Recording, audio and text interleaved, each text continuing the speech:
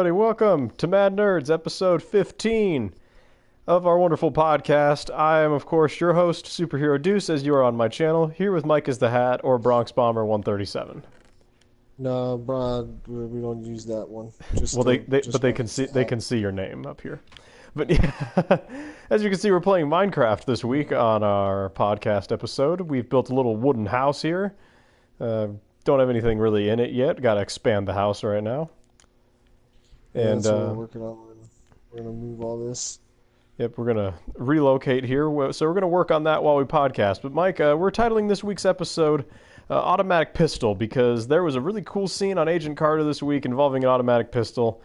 But back to our normal ways, we normally start with Gotham, so that's what we're gonna do this week. We're gonna discuss Gotham, Agent Carter, talk about the comics we read, and that Fantastic Four teaser that kind of exists that we'll briefly discuss. So, Mike, what were your thoughts on Gotham this week and this episode with Jim Gordon trying to get his job back? And I think he officially has it back now. The show's been kind of weird about that. What do you think so far about this? What did you think about this episode? He's fully gotten his job back. He did get the badge at the end of last week's episode, where he kind of said some things to Commissioner Loeb that most people probably wouldn't get away with saying to their boss. Yeah, exactly. he did say this stuff. He got his job. He has his shield, or his badge, whichever you want to call it. And he's working on the case. And we get to see Detective Flass again, which is kind of cool. Yes, he was actually a pretty key figure in this week's episode, man. And the Batman Begins character, actually, I like the guy who played him. That's how I would picture Detective Flass to be. I thought the part was played really well by him. I mean, he was a complete, a-hole. Clearly, he had a thing for Miss Kringle. He wasn't very nice to Nigma. I thought he was a good character for this week. Yeah, he's a good character. And I'm hoping we'll see more of him, obviously, going forward. There was craziness, you had the whole story with, it was police corruption, which is obviously, the story of Gotham. Everything's corrupt, and Gordon's trying to fix it. Yeah, even going after his own. He continues to kind of defy authority to a certain sense, and he continues to get put in his place. But the one thing I didn't like is that Flass got arrested, and I don't know if we are going to see much of him at this point. From this point forward, at least not mainly involved. I mean, I'm sure that they'll have some kind of storyline of he gets out on bail or whatever. Or the corrupt judge or things like that, so they can always bring him back. But that was the one thing I was like, okay, I guess they'll make that work somehow. But I don't like it. He's definitely going to. He has to get out because, that's his job really. They're gonna somehow obviously get him, expunged from these duties. You heard him say in the episode, I'm protected. Yes. Whatever. He was just going on and on about this protection. Yeah, that whole scene was weird about when he was getting arrested because the police force I think is very bipolar towards Mr. Gordon. What's up, JT Pav in the chat on Twitch, man? Welcome to our podcast. We're just having a nice little chat here, doing some things while we build Minecraft stuff. Talking about Gotham right now. Don't know if you watched that show, but yeah, Mike, and then the other big aspect of this show that we had really high hopes for was Fish Mooney's potential tortured death. And I think the show let us down a little bit on that. I was really expecting her to die. And, or at least be a little bit more drawn out. And then all of a sudden it wasn't. What that did, though, is it made Butch look even more badass than he has. He's definitely loyal, that's for sure. And he's just doing his thing, man. Butch is doing it. Can't ask for much more from Butch. Do I watch Parks and Rec? I do not, unfortunately, but I know a lot of people who do, who love it, and it's in its final season. Yeah, see, and the thing with this is, the Fish took a turn, and I like this, Mike, and I don't know how you felt about it, to where now Penguin is kind of her main focus now. So maybe she's one of the Penguin's adversaries. Obviously, it's not anything from the comics, but that could be a twist that I like better, because obviously she's no match for Falcone. Falcone outfoxed her. I have a bad feeling that they're going to come up with some stupid pun of, oh, the penguin eats the fish or something. It would be very much in that show's nature to pull some junk like that. Yeah, wouldn't be surprised about that. I thought, that she obviously Zaz came in and handled business like he's supposed to. We didn't get Falcone this week, really, which is kind of disappointing to me. But Yeah, we got Penguin, but we didn't get our buddy Falcone back. We're playing on PS4, JT Pav. and we have oh crap, we have a lot of things going on. There's a lot of moving part. Like that episode was crazy because there was just so much going on.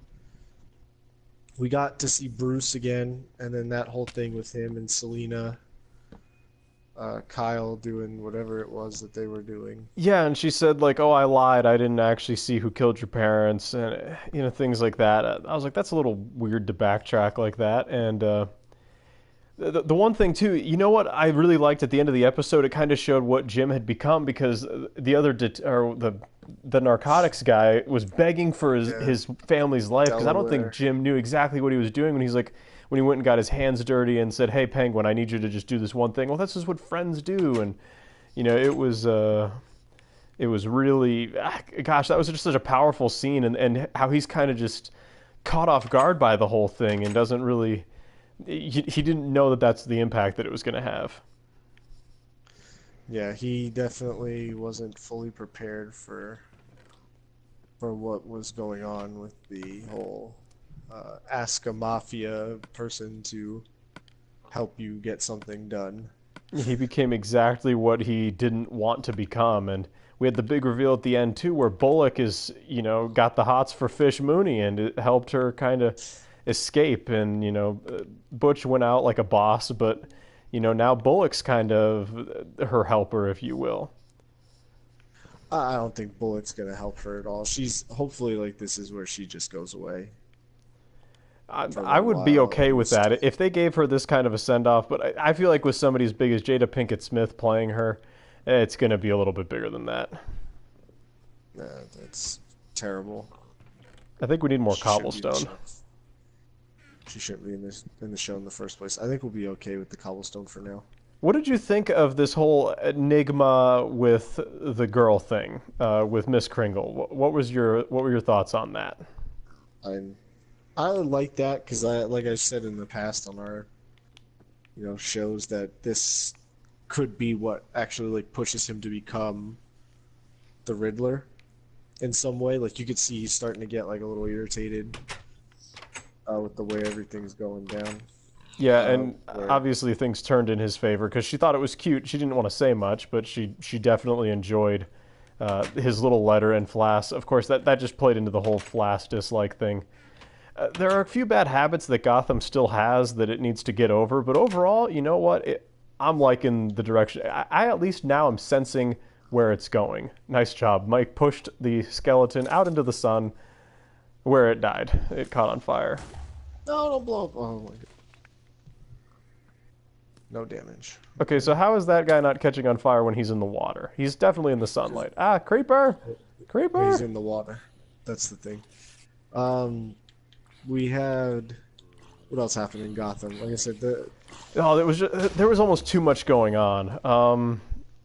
The scenes with Bruce and Alfred continue to be good, where Alfred's like, "Are you going to just sit here and cry over Catwoman, or are you going to just... Are you gonna cry over your past, or whatever it was he said? It was awesome. I enjoyed that part. Yeah, dude, you are covered in arrows. This is fantastic. You got one coming through your eye. Oh man. But overall, I would say that was a good episode. It wasn't the best. I would give it like a 7.5 if I was doing the whole ratings thing. Could be better, could be worse. Yeah, but it wasn't awful. And that's kind of where I stand with it too. Is it's like, you know what? It could be worse. It's still, like we said, it still has its flaws that it needs to work through. But at least it has a direction now. I think that's a good thing. I think they've kind of gotten out of the freak of the week thing because we had at least met Flass before this week, even if it was brief. And this whole thing with Jim Gordon kind of becoming who he hates also adds a nice dynamic to the show. In that, okay, how's this gonna move going forward? How's this Maroney thing gonna shake out? Like the preview for next week's episode is really good, and I definitely am looking forward to that. I'm with you. I'm gonna go with a 7, 6.5, 7-ish, just because it had some parts of it, like that whole scene with Penguin in the club with his mom was just weird. Like, it was creepy and very unnecessary. And his whole deal, like, that all, like him just getting drunk, that was stupid, and a pointless waste of space. But other than that, I thought it was fine. I was trying to forget about the part with his mom. Yeah, she's like hitting on Gordon and and his right-hand man. Like, the torture scene was really rough. How do you follow our podcast? That is a very good question, JT Pav. Or you mean follow the channel? If you want to follow the channel, it depends on what mode you're on. Our podcast, you can find it on YouTube at MadNerdsAZNV. We're also on iTunes. You could just search Mad Nerds and we should be there. We're going to talk about our other show, though, that we like to watch. As Agents of S.H.I.E.L.D. is on break, that's one of the ones that we follow. We have Agent Carter, which, unlike Gotham, knows what it is and continues to be an incredibly strong show. Yeah, Agent Carter is amazing thus far. So, Mike, what did you think of this week? We had the return of Howard Stark. He's come out of hiding, and he's around, and Peggy, obviously he's working with her and kind of shows up, and they had to, that whole opening scene where they had to rescue him, trying not to be killed by this spider. Die! I want the string. Got it. Hooray. And I'm nearly dead. Oh, it was pretty cool. They had, the background of the character that winded up dying at the end, who's another guy from Beer Fest, but that's a whole different story. Nice. Thank you for the follow, JT Pav. You are awesome. We appreciate it. I liked the episode as a whole. There's not, like, because it's such a short thing, like, they have to do it in, a set number of weeks. Every episode has to move quickly and get to the point. There can't be any really dragging out of anything, otherwise it's just not going to work. Right, because it's a mini-series, it has to keep a better pace than a normal TV show would have, and I'm okay with that, because with this show it's been just nonstop action. So of course we're just going to kind of go through it.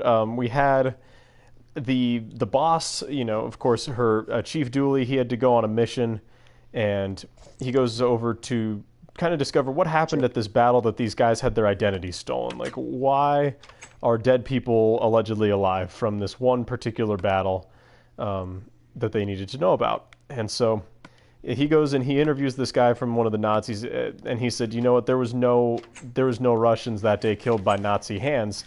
All of that, they were all dead when we got there.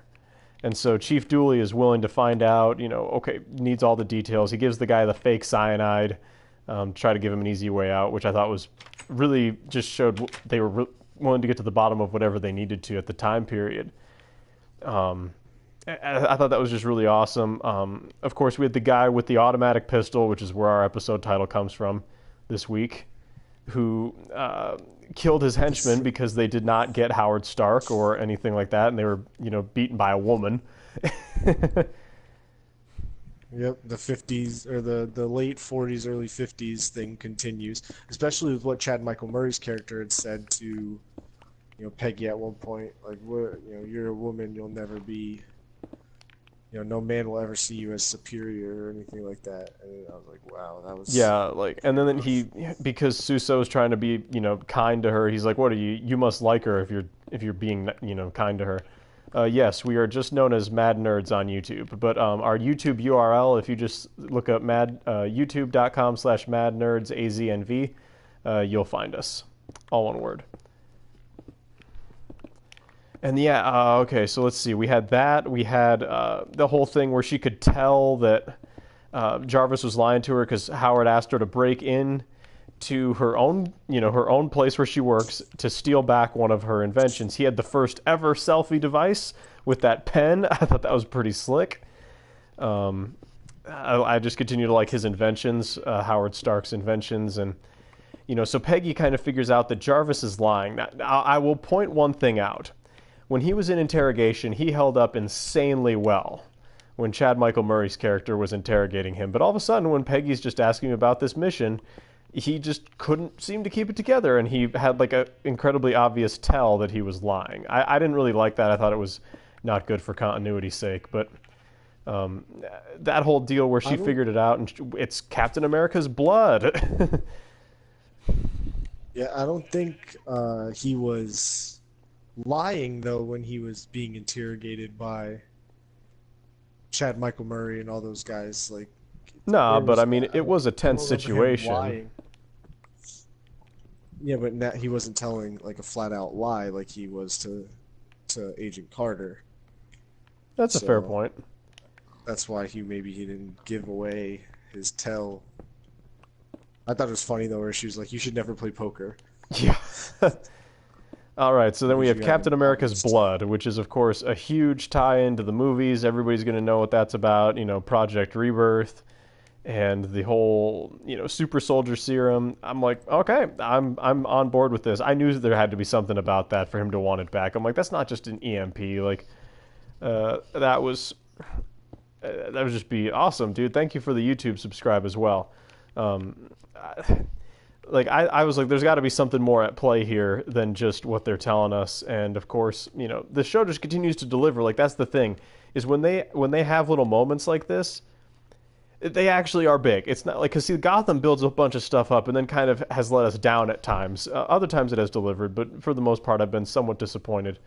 This has never done that, though. They always have a huge reveal. It's like, Captain America's blood? You have a vial of that? That's awesome. And it's not the only one. It was like, what, number 12 or whatever? Yeah, and the government was almost out of their supply. Like, they had burned through it already. Yeah, and that's when we get Peggy, giving it to Howard. Like, yeah, well, how much money do you stand to making from? How much money do you stand to make from this? Yeah, and the answer was probably a ton. How much are you actually willing to help the people, or how much are you actually paying? Yeah, like, would you do this for free? Yeah, oh man, that was such a great, this Agent Carter show has been great for... It's been money. It's been everything we hoped it would be. All right, so then there was one other big part that we got to get to in this. Yes, on YouTube. Normally, actually, JT Pav, we normally just do the show on YouTube and we release it on Sundays. We just want to do something different this week and kind of have some fun and build a Minecraft house while we're doing this. And every once in a while, we'll do this on Minecraft and podcast. What we're actually doing here is trying to build the Mad Nerd Studio. Yes, that we are building the Mad Nerd Studio. So what we'll do is we got somewhat of the outside. I'm working on what our whole vision is for this, and then we're gonna build a window here in the back of this little house so that we can overlook the ocean that's behind it. So yeah, David's going over that way now. So this whole back wall is right here. This will all be windows. Yeah. So maybe we'll build some stuff underneath. The big reveal at the end that I wanted to get to, Mike, that Dottie Underwood, I said it last week, I said she has to be more than just some innocent little person who's never heard a British person before.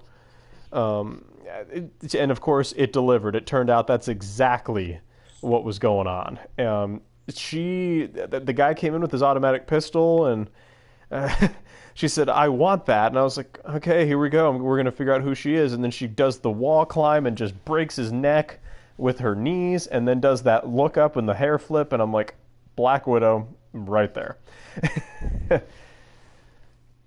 Yeah, you definitely called that one.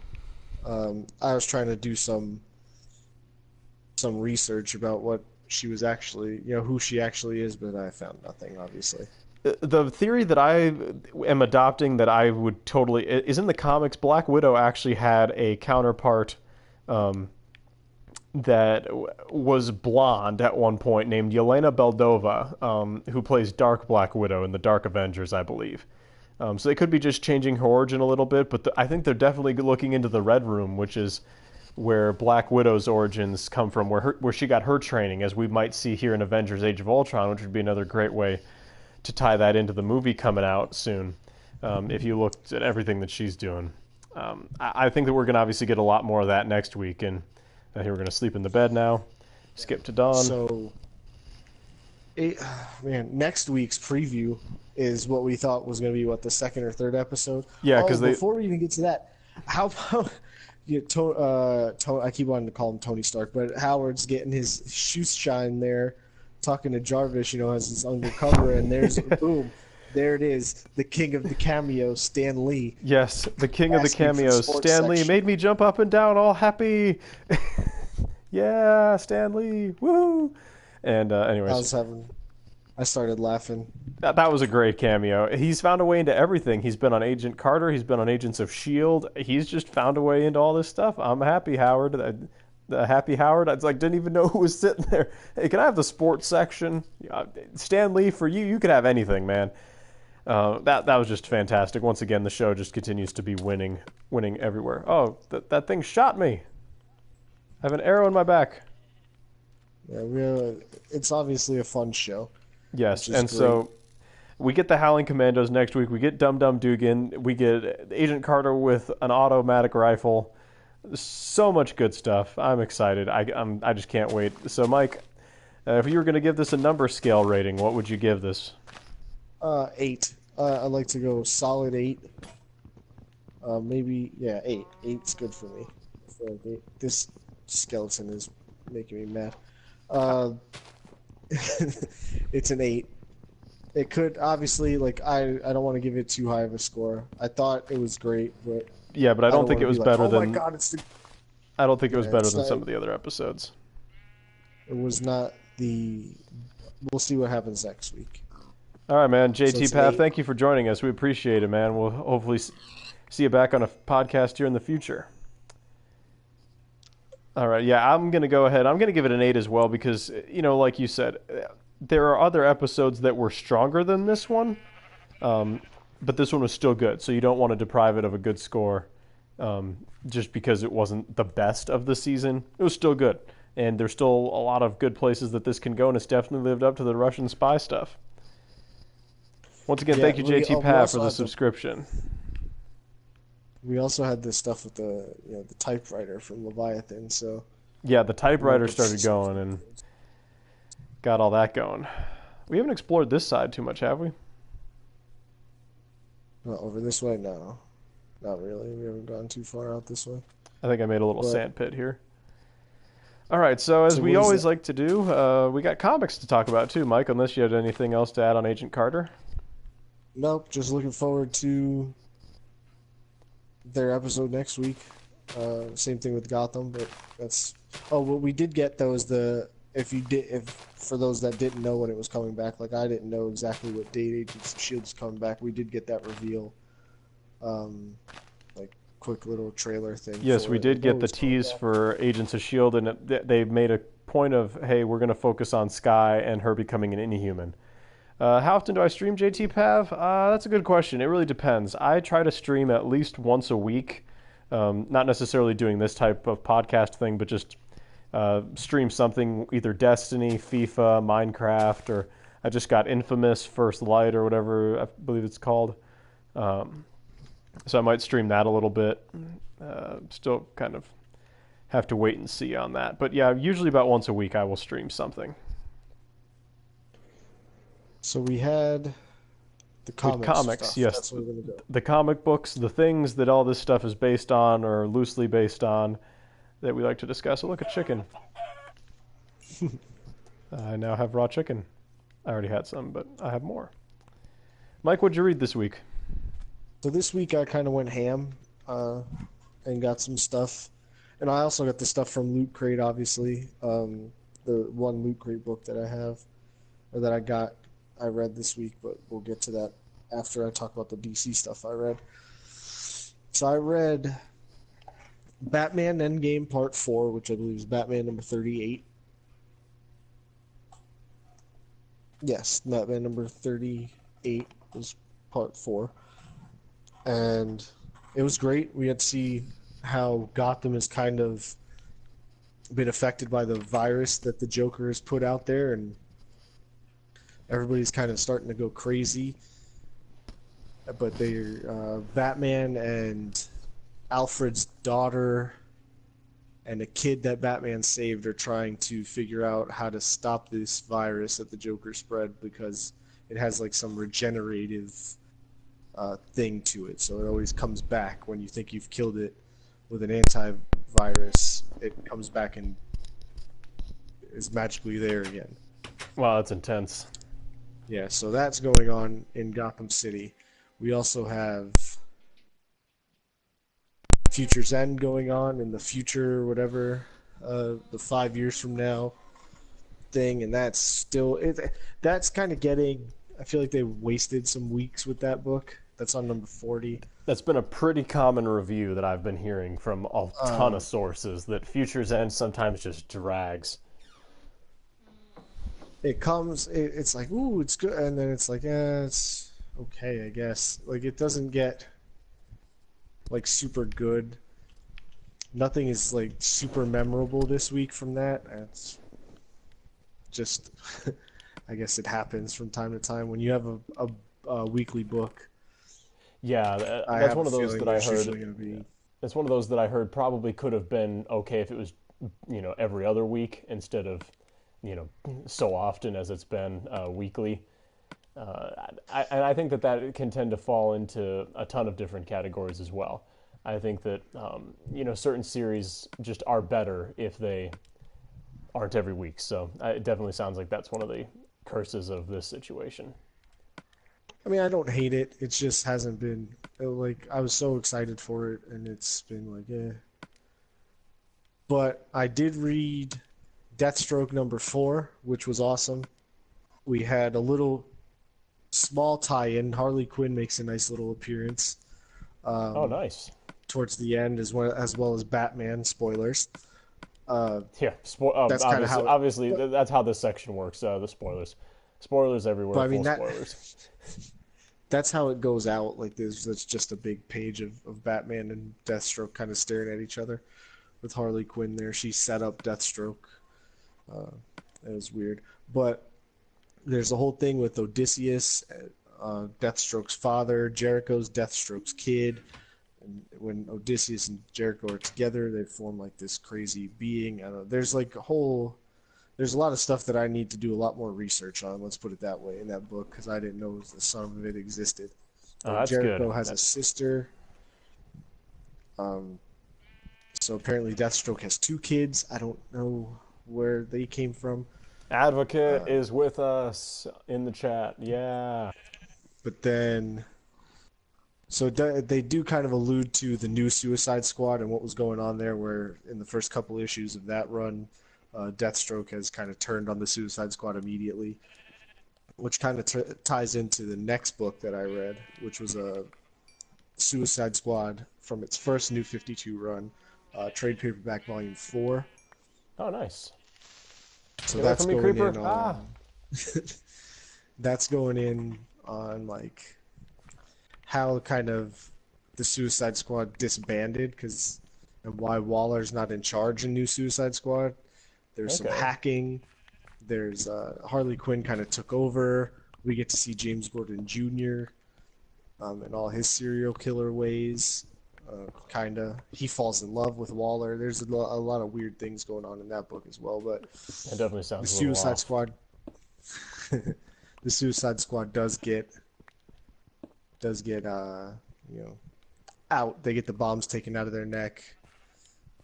Well, some of them, and it's doing what it is. I think there's only one more book, one more trade for that run, and that's what New Suicide Squad would pick up with the stuff that I've been talking about on our past episodes. Oh, okay. So that's all the DC stuff I read. I do have Widening Gyre, Kevin Smith, aka Silent Bob's second Batman graphic novel to get through. I didn't start reading that yet, but so look for that in the coming weeks, as well as and there's one other thing that I picked up that I think everybody should pick up if you're a comic book fan, DC or Marvel, or if you're looking to kind of get started in DC.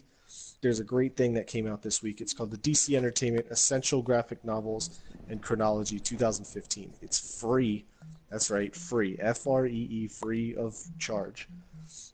So it tells you like uh, the top 25 graphic novels that are essential for DC Comics fans. Um, the first one, like I'll just give you a couple. The Watchmen is number one. So Oh that's yeah, obviously that's been out for a movie. V for Vendetta's in there. There's a few Batman books. There's some Superman stuff. Fables has made it. I have a lot of the books in here. Constantine's in here. So there's a lot of good stuff in here. It just gives you a breakdown of like everything. Vertigo, the people that publish Fables and Why the Last Man and stuff like that is also under the DC Comics label. So you get to see. There's all these books that I've never heard of too. You get to see though like the backgrounds of the books a little bit, like what they're about. So if you are interested in them, you can get like a small synopsis and then go out and purchase what you need. Also in the very back, it has a reading list and a reading order for all like for Batman, Flash, Wonder Woman, Justice League, Superman, Green Arrow, Green Lantern, like the order that you should be reading these books in, the graphic novels that are out, so that you have a greater sense of like the whole story of the characters that you want to read about. oh no, that So is it's awesome. free. Go pick it up. Absolutely. Anything else to read this week, Mike, or is that pretty much it? No, then I did read one Marvel book this week because the new Star Wars book is technically from Marvel Yes, it and is. Disney and all Under that the good under stuff. the big D train banner. Yeah, so I read that. It was cool seeing some of my favorite characters like Chewbacca, Darth Vader, R2D2 uh, in a comic book. I know they've had Star Wars comic books for since like since the movies came out. I think they started doing comic books in like the 80s for Star Wars, but it just looked cool. I was excited for it, and I got it at a loot crate, so I didn't even really have to spend extra money this week on Yeah, it. even more excellent. Yeah, so it was fun. You get the rebels are breaking into one of the Empire's armament bases, like where they produce all their weapons to keep the Empire going. So you get Luke, Han, Leia, R2D2, C3PO, Chewie, the Millennium Falcon, all that good stuff in the first issue, which is great. I That's would excellent. suggest getting it. And then this coming month, like as February starts to come in, we're going to get a Darth Vader solo book. I think I talked about that last week. But Darth Vader's getting his own comic book where it tells what happens to him after the events of Return of the Jedi. Princess Leia is getting her own book. So there are things to read if you're into Star Wars and comics. So Good you got stuff. that to look forward to. On the Marvel side, I really only read one thing this week, and that was Uncanny Avengers #1. And of course, this is picking up after Axis, all the insanity that has taken place. Don't freak out, Mike. I'm mining out a wall right here, or part of the wall. I have a reason. And Uncanny Avengers, it was really good. They got transported around everywhere. Sabretooth, of course, is on the team. Dr. Voodoo is on the team. They got a ton of new people. And the big thing here is they got transported to a world that's run by the High Evolutionary. And there's a bunch of, half people, half people, half animal. And they don't like Sabretooth very much because he's not quite what they are expecting a half human, half animal to look like. And so that was just a really good story. I just want to say this is a good place to go and start picking that up. If you want to get into something before the world ends in Battle World, this would be a good place to begin doing so. And just, Falcon is leading that team, and just a lot of stuff going on with that. So by all means, definitely go and pick that up. It's going to be awesome. Yeah, comics have been hit or miss, as you can tell. Yep, It that's could I be mean that's good. with any comics. Like anybody who says, "Oh, Marvel is always better," or "DC is always better," they're lying to themselves. You could have Marvel and DC release a ton of books each week from both companies, and half of them may be good and half of them may suck. Like that's just the nature of comics, especially with things like weekly comics. You just never really know. So that's been good. That's been a lot of fun. And so what I'm doing right here is I'm gonna build my mine place. Like I'm gonna dig just straight down right here. I've got a trap door I'm ready to build. It's gonna be awesome because I have a thing about building mines on Minecraft. Fancy that. I'm just looking around. All right, so the last thing we'll discuss here on the podcast for this week, Mike, I know you have not had a chance to watch the Interstellar 2 trailer. No, just kidding. Fantastic Four that reminded me a lot of Interstellar. They had a trailer, the teaser, whatever you want to call it, the first thing. It's out now, all over the internet. It's going to be attached to the Kingsman movie that's coming out here next week, directed by Matthew Vaughn. So, Mike, I want to just go through a couple of the things that we saw in it since you haven't gotten to see it yet, and just kind of get your thoughts. Yeah, I also refuse to watch it. um, just real quick, my initial stance on it is it doesn't change the fact that I don't think this looks like a Fantastic Four movie, but I think at this point I will concede that as far as just a normal movie goes, it doesn't look too bad. Like if this was just a sci-fi movie, which is, a lot of the elements of the Fantastic Four is sci-fi exploration, this definitely would fall into that category. Like you would say, oh, this looks like a sci-fi exploration movie. So there was a lot of that going on, and you got the reveals of different characters. Like we saw them transform. It's very dark. Like that's the thing I guess that kind of gets me initially is Mr. Fantastic barely looks like a Mister at all. He looks like a kid, but at least he looks like a scientist. Like I'll give him that. So, For what does the scientist look like? well, What have you done to the house?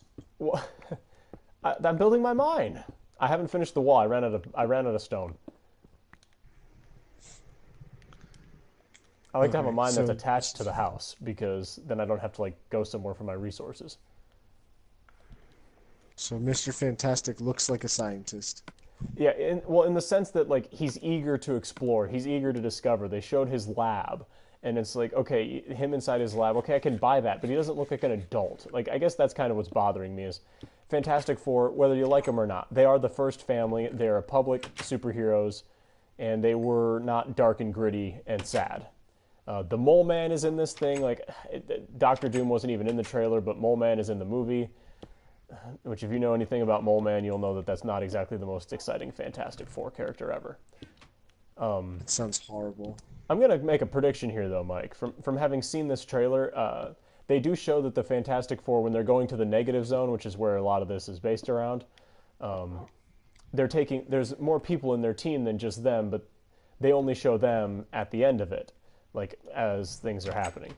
And so I'm wondering if the UFOs, which is a Fantastic Four kind of villain team that's very similar to them in that they have abilities. There's a team of them.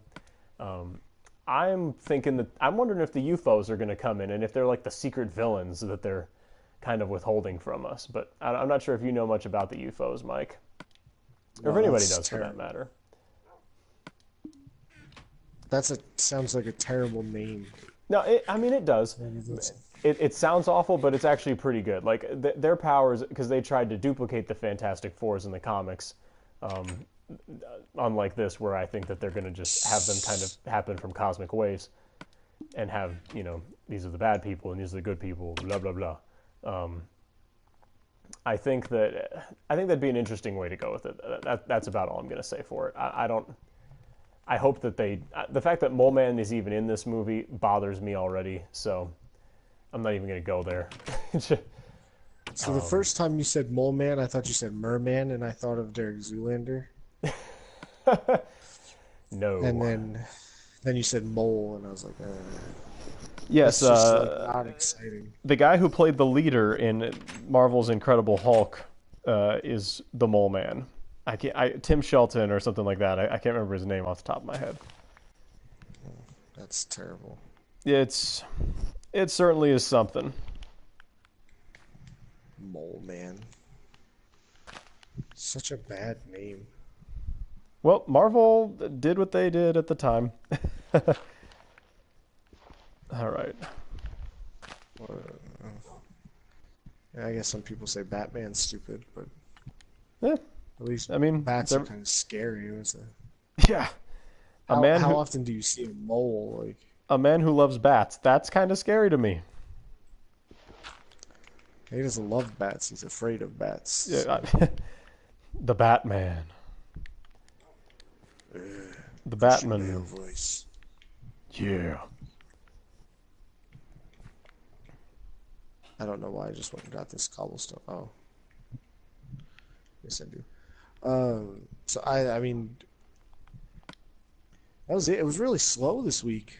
Yeah, I mean, there wasn't a whole lot to talk about, man. It was kind of sad. So, I mean, I guess this is where we'll end, like, the podcast portion of it. I mean, we're going to kind of finish what we're doing here for a minute. But, anything else you got, Mike? Or That was it, man. I don't really have anything else to talk about. I didn't think anything was really. Yeah, it was a really light week. So, yeah, thank you all for being a part of this. I'm going to build some torches right now. So if you listen to this on YouTube, this is where the audio will end for the podcast portion. But we thank you all for joining us. This has been the Mad Nerds Podcast, episode 15. We love you. God bless you. Hello to the NSA guy. We are out.